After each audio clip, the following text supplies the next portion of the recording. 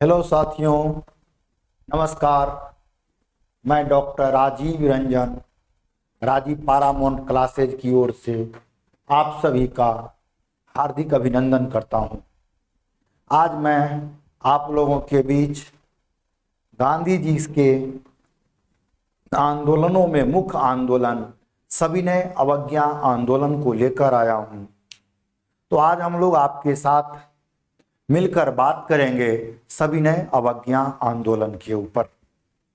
तो आप देखेंगे, इतिहास इस बात का गवाह है, सदियों पुरानी ये बात है कि जब वही व्यक्ति बड़ा से बड़ा नेता बनता है जो जन जन का मुद्दा उठाता है, यानी व्यक्ति ऐसा मुद्दा उठाए जो जन जन का हो, यानी गरीब से लेकर अमीर तक का हो।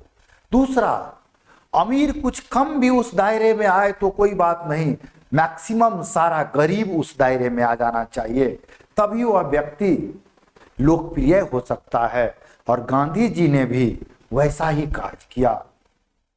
सविनय अवज्ञा आंदोलन में इन्होंने सबसे मुख्य मुद्दा नमक का मुद्दा उठाया और उन्होंने बताया कि नमक इस ब्रिटिश राज में इतनी महंगी हो गई है कि अब गरीबों की थाली से नमक तक छीनने लगा है। परिणाम स्वरूप जितने भी गरीब थे, जितने भी मध्यम और निम्न वर्गीय थे, गांधी जी की अनुयायी बन गए, गांधी जी की अंधभक्त बन गए, क्योंकि उनकी आवाज को यहां उठाया गया था। और उन्हीं के बल पर गांधी जी ने आंदोलन आरंभ कर दिया। आपने देखा कि सबसे पहले गांधी जी भारत में चंपारण सत्याग्रह किए थे। वहां भी गांधी जी ने किसानों की बात की थी, दिनहीनों की बात की थी। फिर उन्होंने अहमदाबाद मिल मजदूर जाकर निम्न वर्ग मध्यम वर्ग की बात की थी। उसके बाद गांधी जी को देखे आपने खेरा सत्याग्रह गया, वहां भी किसान से संबंधित बात किए और यहां भी जन जन की बात किए हैं। नमक कानून मुख्य मुद्दा थी, नमक कानून का, कि हम लोग नमक कानून को भंग करेंगे, हम लोग स्वयं जाकर जो है नमक बनाएंगे और कर मुक्त नमक मिलना चाहिए, सस्ती नमक मिलनी चाहिए। इसके लिए इन्होंने आंदोलन आरंभ किया। साथ में कुछ और बातें इन्होंने रख दिया कि ब्रिटिश सरकार को हम सभी मिलकर असहयोग करेंगे। एक असहयोग वहां 1920 से 22 तक हुई थी। दूसरी यहां है कि गांधी ने कहा था ब्रिटिश को सभी प्रकार के कार्यों में असहयोग करना है। अगर कोई व्यक्ति ब्रिटिश के यहाँ नौकरी में है तो उन्हें इस्तीफा दे देनी चाहिए। जो भी लोग विदेशी कपड़ा पहन रहे हैं या जहां भी विदेशी कपड़ा है उनकी होली जला दिया जाए। सरकार को कोई भी किसान सरकार को किसी प्रकार का कर ना दे। इतना ही नहीं, अभी तक जो औरतें आंदोलन से लगभग अछूती थी, यानी कुछ औरतें, कुछ महिलाएं आंदोलन से जुड़ी थी, इसमें मैक्सिमम महिलाओं ने भाग लिया और उनसे इन्होंने कहा आप लोग शराब की दुकान और तारी की दुकान पर जाकर के धरना दें। यह सविनय अवज्ञा आंदोलन की मुख्य बिंदुएं थी। फिर इसी के तहत हम लोग पढ़ेंगे अभी आगे डांडी मार्च। इसे डांडी मार्च या नमक आंदोलन कहेंगे। इसके माध्यम से गांधी जी साबरमती से डांडी गए, अपने अनुयायियों के साथ साबरमती से डांडी की यात्रा किए और डांडी पहुंचकर नमक कानून को इन्होंने भंग किया और वहीं से इन्होंने सविनय अवज्ञा आंदोलन का आरंभ कर दिया। तो दोस्तों, इन सभी बातों को मैं आपको पीपीटी के माध्यम से 1 बाय 1 स्टेप करके बताऊंगा, जो आपके समक्ष दिखाई दे रहा होगा। तो आप देखेंगे सविनय अवज्ञा आंदोलन 1930 से 1934, तो ये मुख्य रूप से 30 से 32 तक चला था।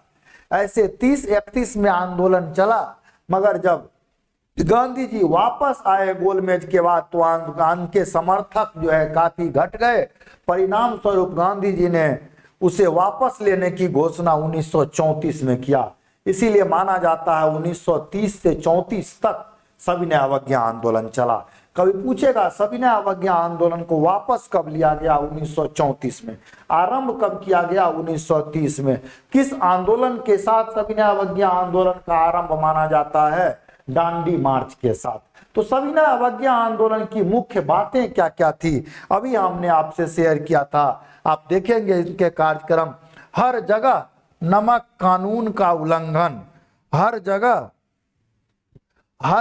नमक कानून का उल्लंघन किया जाए, विद्यार्थी स्कूल छोड़ दें तथा सरकारी कर्मचारियों नौकरी से इस्तीफा दे दें, विदेशी कपड़ों की होली जलाई जाए, सरकार को कोई कर अदा न करना चाहिए, औरतों को शराब और तारी की दुकान के आगे धरना देना चाहिए। ये मुख्य 5 बिंदुएं थी सविनय अवज्ञा आंदोलन कार्यक्रम के। तो आपके एग्जाम में पूछे जाते हैं सविनय अवज्ञा आंदोलन कार्यक्रम में मुख्य कौन सी बातें नहीं थी? सविनय अवज्ञा आंदोलन कार्यक्रम में मुख्य कौन सी बातें नहीं थी? आपके एग्जाम में पूछा जाएगा मुख्य कौन सी बातें नहीं थी। तो ये 5 याद रखना है। हर जगह नमक कानून का उल्लंघन किया जाए, विद्यार्थी स्कूल छोड़ दे तथा सरकारी कर्मचारियों को नौकरी से इस्तीफा, विदेशी कपड़ों की होली जलाई जानी चाहिए, सरकार को कोई कर अदा नहीं करना चाहिए, औरतों को शराब की दुकानों के आगे धरना नहीं देनी चाहिए। ये 5 बिंदु मुख्य थे। शेष जो है उनमें मिलेगा, आप ऑप्शन से उसे छांट लेंगे। नेक्स्ट देखेंगे दांडी मार्च। हमने अभी तुरंत बताया दांडी मार्च। ये दांडी मार्च का आरंभ कब हुआ? 12 मार्च 1930। दांडी मार्च का आरंभ हुआ 12 मार्च 1930। दांडी मार्च का आरंभ हुआ 12 मार्च 1930।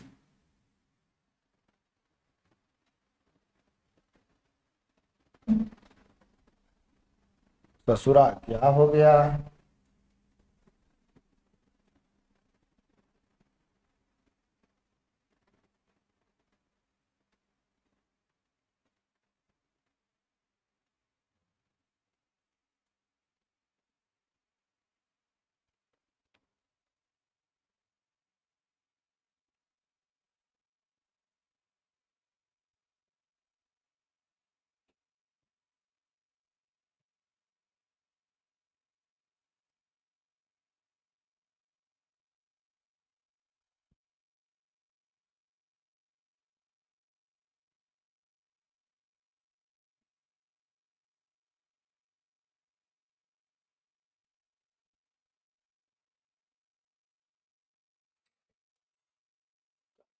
कट गया, छोड़ दिया।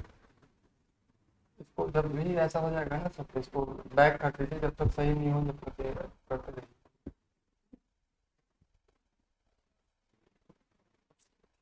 इसको आगे किसी में ले लीजिए।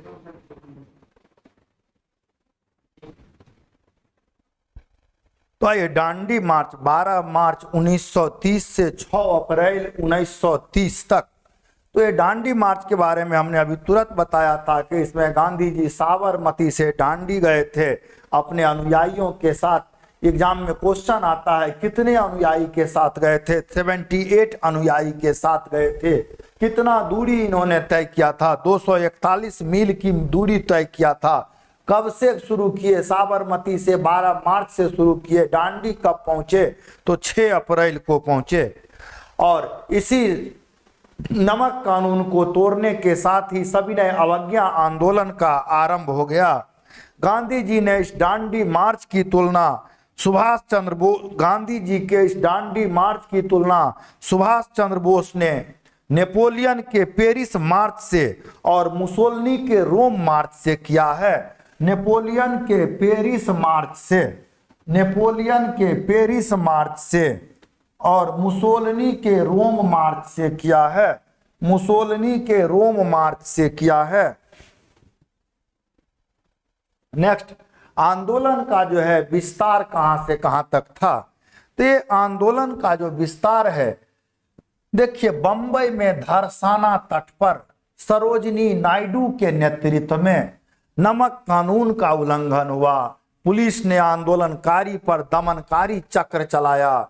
पुलिस दमन चक्र का यह सबसे भयावह रूप था। 21 मई 1930 को सरोजनी नायडू, इमाम साहब, मनीलाल के नेतृत्व में लगभग 25,000 स्वयंसेवक ने धरसाना नामक कारखाने पर धावा बोलने से पहले लोहे की मूठ वाली लाठी से पीटा गया।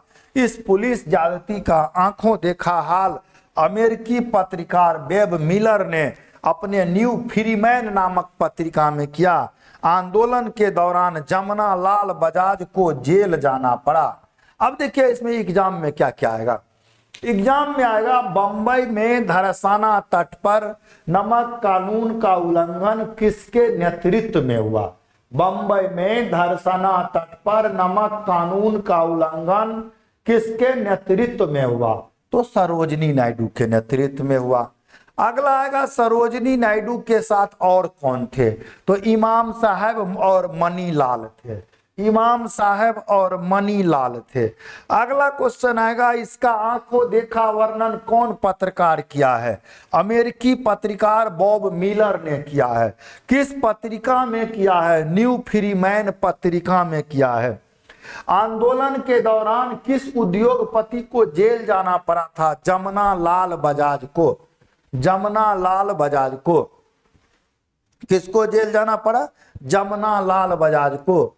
सूरत में तो बच्चों ने तिरंगे को ही ड्रेस बना लिया, तिरंगा को ही ड्रेस बना लिया अपना कपड़ा। इतना ही नहीं, इसी समय बानर सेना और मंजरी सेना का गठन हुआ था। बानर सेना और मंजरी सेना, तो ये लड़कों की थी बानर सेना और लड़कियों की थी मंजरी सेना। लड़कों की थी बानर सेना और लड़कियों की थी मंजरी सेना। एग्जाम में आता है ये बानर सेना और मंजरी सेना का गठन किस आंदोलन के दौरान हुआ था, तो बानर सेना का गठन सविनय अवज्ञा आंदोलन के दौरान लड़कों द्वारा और मंजरी सेना का गठन लड़कियों द्वारा सविनय अवज्ञा आंदोलन के दौरान किया गया। आंदोलन के दौरान रूढ़िवादी और कुलीन परिवार की हजारों स्त्रियों ने अपने घर की चारदीवारी को लांघ कर सड़क पर आ गई और विदेशी कपड़ों की दुकान पर धरना दिया। यानी यह पहला आंदोलन था जिसमें सबसे अधिक महिलाओं ने भाग लिया था। स्वतंत्रता आंदोलन का ये पहला आंदोलन है जिसमें अधिकांश महिलाओं, मैक्सिमम महिलाओं ने, सबसे अधिक महिलाओं ने भाग लिया था। नैनीताल में इस समय आंदोलन का नेतृत्व गोविंद बल्लभ पंत ने किया था। नैनीताल में इस आंदोलन का नेतृत्व गोविंद बल्लभ पंत ने किया था। गोविंद बल्लभ पंत ने किया था। तमिलनाडु में सी राजगोपालाचारी ने किया था। सी राजगोपालाचारी ने किया था, जिसे राजा जी के नाम से जाना जाता है। सी राजगोपालाचारी ने किया था, जिसे राजा जी के नाम से जाना जाता है। राजा जी के नाम से जाना जाता है। तिरुचिन्नापल्ली से बेदारन की यात्रा कर नमक कानून का उल्लंघन किया, यही सी राजगोपालाचारी ने। सी राजगोपालाचारी ने आंध्र प्रदेश में नमक आंदोलन के मुख्यालय के रूप में काम करने के उद्देश्य से शिविर स्थापित किए गए। मालाबार में वाइकोम सत्याग्रह के नायक के केलप्पन और टीके माधवन ने कालीकट से पयानूर तक का यात्रा किया। पूछता है वाइकोम सत्याग्रह के नायक, तो ये के केलप्पन और टीके माधवन। के केलप्पन और टीके माधवन ने कालीकट से पयानूर तक की यात्रा की। उड़ीसा में नमक सत्याग्रह गोपचंद बंधु चौधरी। उड़ीसा में नमक सत्याग्रह गोपचंद्र बंधु चौधरी के नेतृत्व में बालासोर, कटक और पुरी में हुआ। बालासोर, कटक और पुरी में हुआ। उड़ीसा में नमक सत्याग्रह गोपचंद्र बंधु चौधरी के नेतृत्व में बालासोर, कटक और पुरी में हुआ। नॉर्थ वेस्ट में खान अब्दुल गफ्फार खां, ये क्वेश्चन बार बार आता है कि उत्तर पश्चिम में खान अब्दुल गफ्फार खां जो नेतृत्व किया था, इन्हें और किस नाम से जाना जाता है। खान अब्दुल गफ्फार खां को और किस नाम से जाना जाता है, तो ये खान अब्दुल गफ्फार खां को सीमांत गांधी या फ्रंटियर गांधी या बादशाह, सीमांत गांधी या फ्रंटियर गांधी या बादशाह, सीमांत गांधी या फ्रंटियर गांधी या बादशाह के नाम से जाना जाता है। इन्होंने खुदाई खिदमतगर और लाल कुर्ती नामक संगठन बनाया। खुदाई खिदमतगर और लाल कुर्ती नामक संगठन बनाया। खुदाई खिदमतगर और लाल कुर्ती नामक संगठन बनाया। इन्होंने एक पत्रिका दिया था, पख्तून पत्रिका।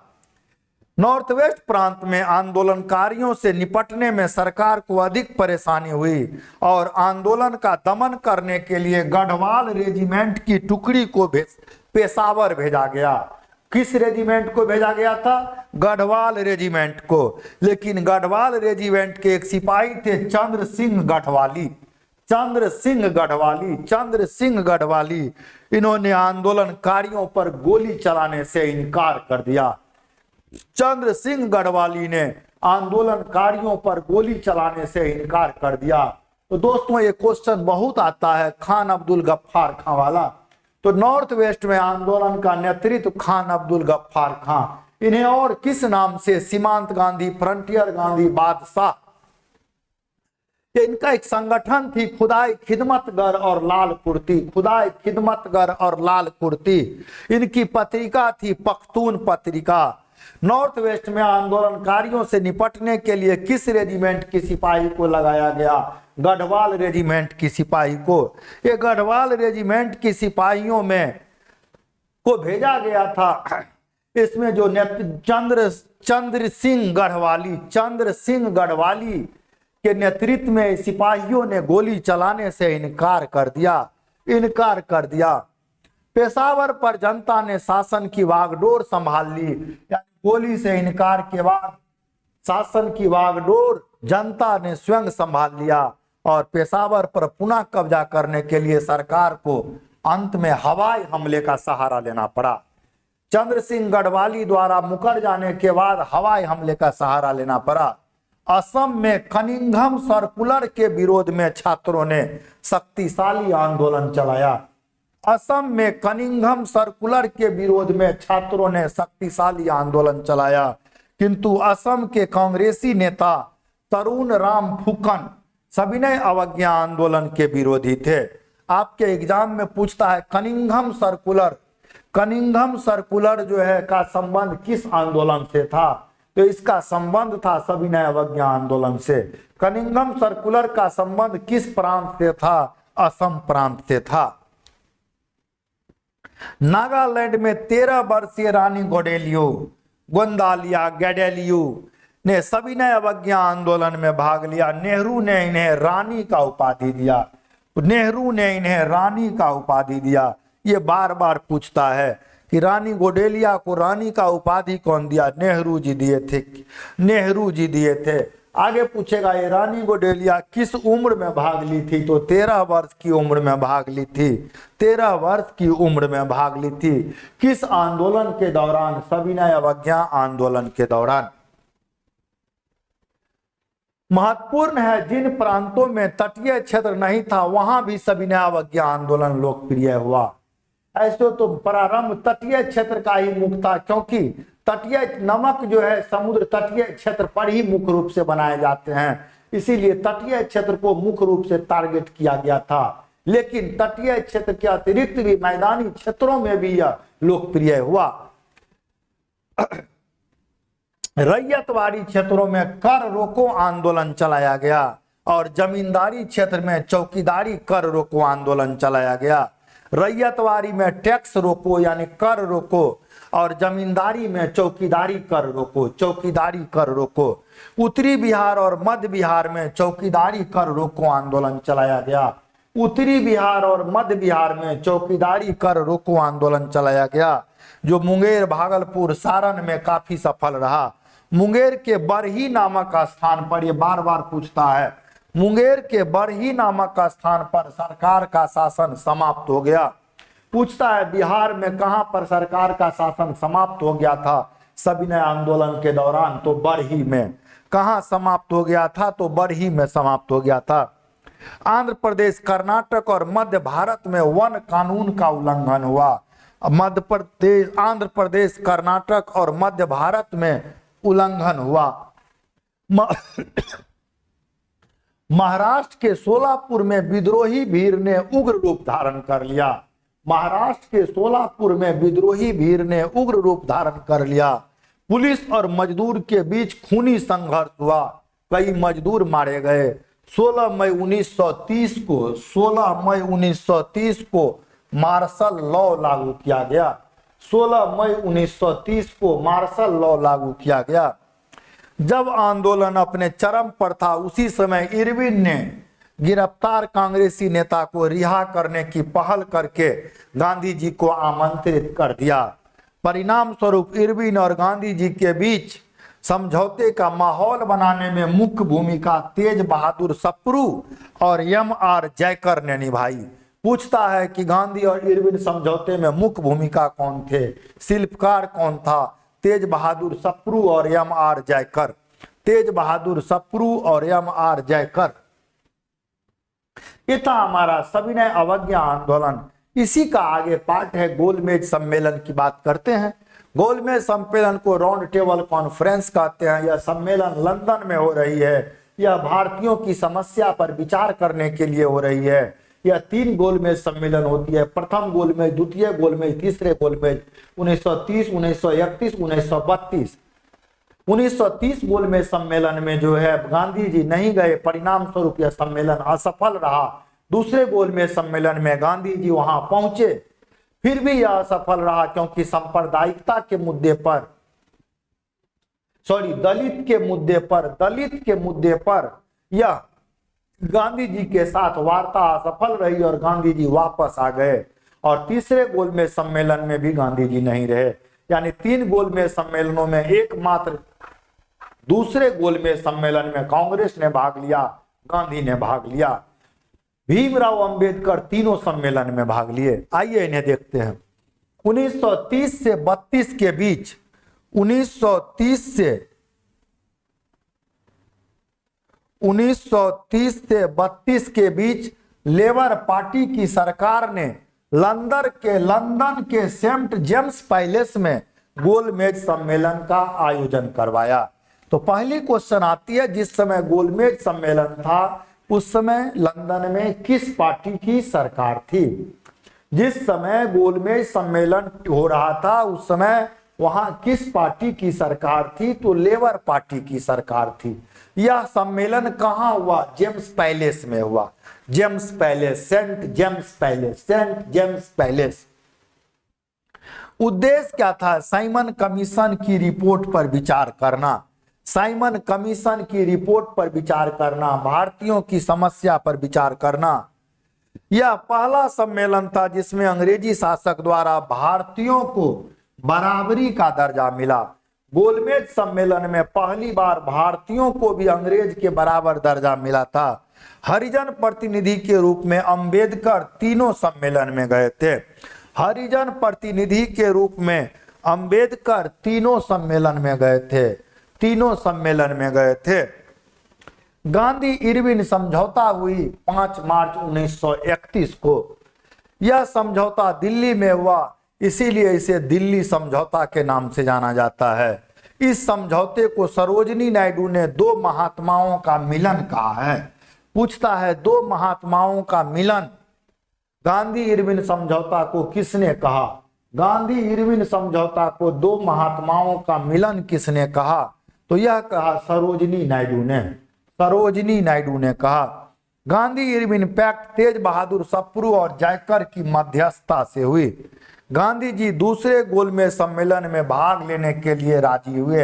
यानी तीनों गोलमेज सम्मेलन में से मात्र एक गोलमेज सम्मेलन में गांधी जी लंदन में गए थे। 3 सम्मेलन में मात्र दूसरे गोलमेज सम्मेलन में गांधी जी गए थे। इस समझौते का नेहरू और बोस ने विरोध किया था। यानी गांधी इरविन समझौता का नेहरू और सुभाष चंद्र बोस ने विरोध किया था। नेहरू से गांधी इरविन समझौते का नेहरू और सुभाष चंद्र बोस ने विरोध किया था। इस समझौते की मुख्य बातें क्या थी? सविनय अवज्ञा आंदोलन को स्थगित किया जाए।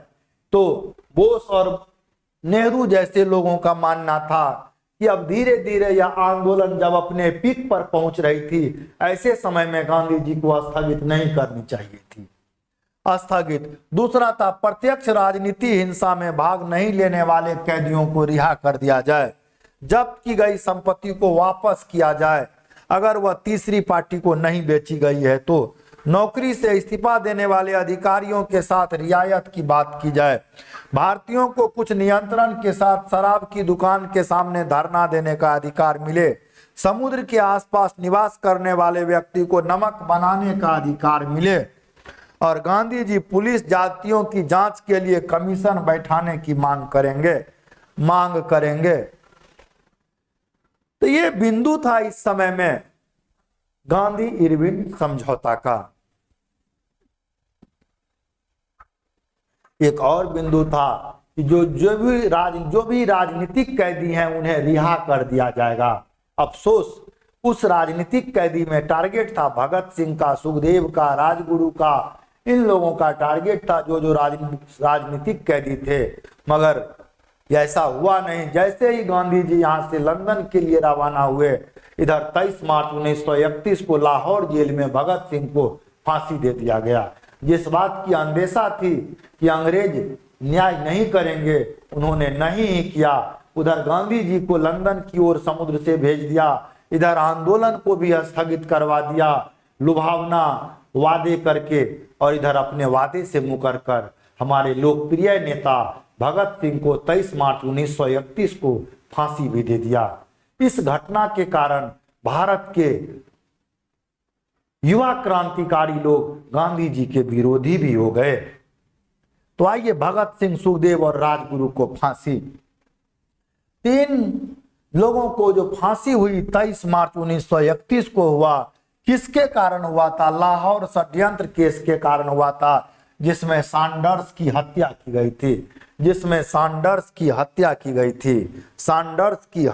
गई थी।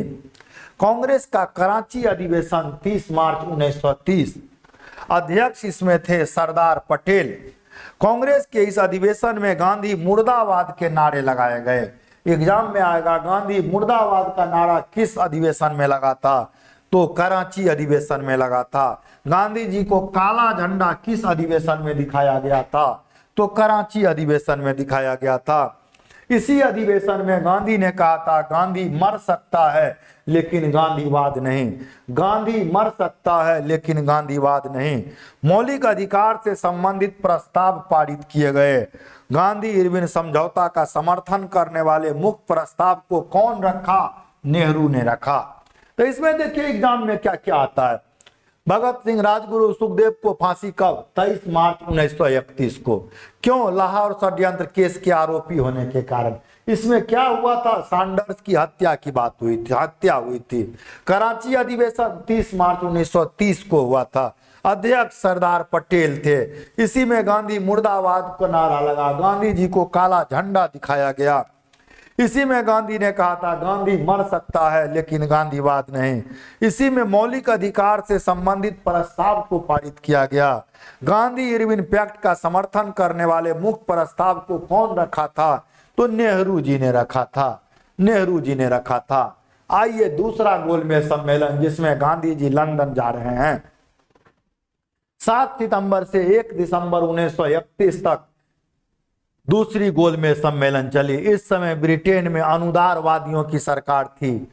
सैमुअल हक भारत मंत्री थे। पूछता है भारत मंत्री सैमुअल हक।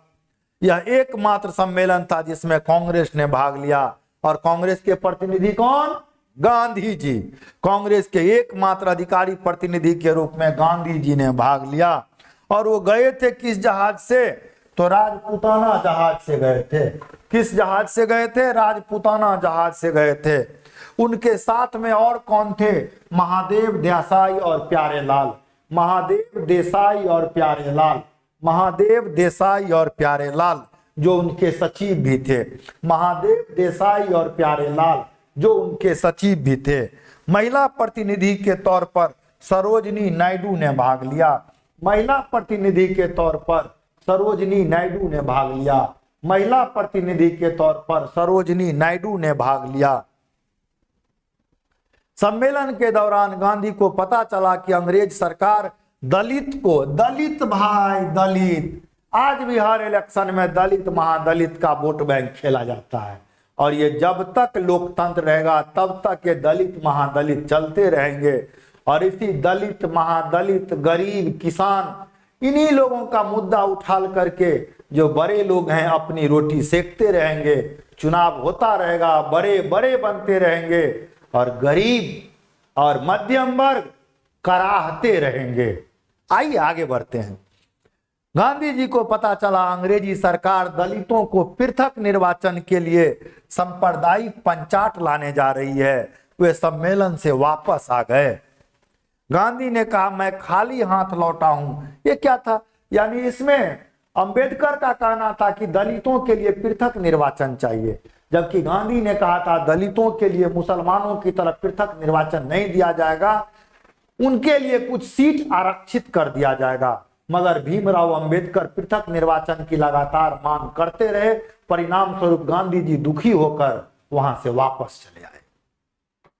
गांधी ने कहा था मैं खाली हाथ लौटा हूं, मुझे संतोष है कि जो जिम्मेदारी मुझे दी गई है मैंने उसके सम्मान के साथ समझौता नहीं किया, भारत का ध्वज झुकने नहीं दिया। याद रखिए फिर से गांधी जी की बातों को, मैं खाली हाथ लौटा हूं किंतु मुझे संतोष है कि जिस जिम्मेदारी से मुझे दी गई है उनके सम्मान के साथ समझौता नहीं किया, भारत का ध्वज मैंने झुकने नहीं दिया। इस सम्मेलन के समय भारत का वायसराय लॉर्ड वेलिंगटन थे।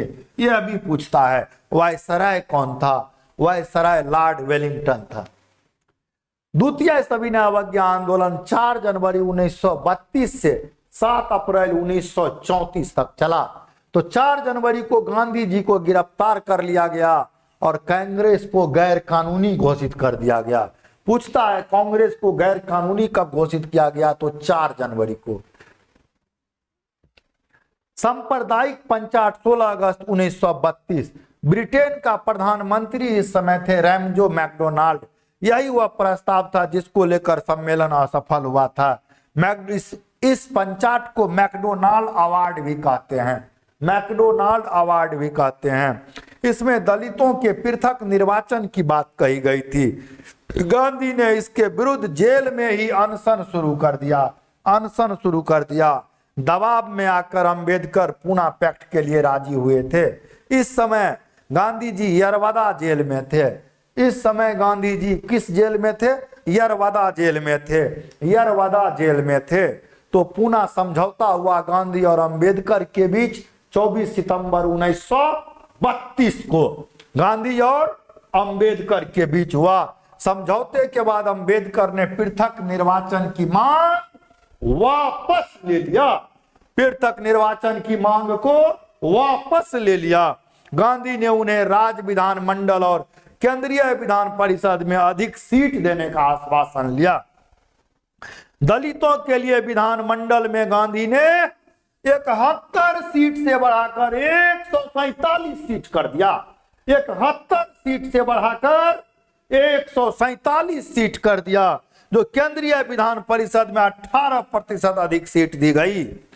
यानी इन्होंने पृथक निर्वाचन तो नहीं दिया, लेकिन इनके लिए सीट आरक्षित कर दिया। नेक्स्ट, तो आप देख रहे हैं ये दलितों की राजनीति इसी समय से ये जारी थी और ये चलती रही। तो हमने आपके साथ सविनय अवज्ञा आंदोलन से जुड़े हुए सारी बातें आपके साथ हमने किया। सविनय अवज्ञा आंदोलन क्यों शुरू किया गया, सविनय अवज्ञा आंदोलन से पहले की परिस्थिति पर हमने बात किया और सविनय अवज्ञा आंदोलन के अंत तक हमने आपके साथ जुड़ा रहा। तो आपको इस वीडियो के माध्यम से यह समझ में आ गया होगा कि सविनय अवज्ञा आंदोलन में मुख्य रूप से किन किन बिंदुओं को ध्यान देना है और किन बिंदुओं को एग्जाम में ज्यादा पूछा जाता है। तो धन्यवाद साथियों। मैं पुनः अगले वीडियो में आपके साथ मिलता हूं।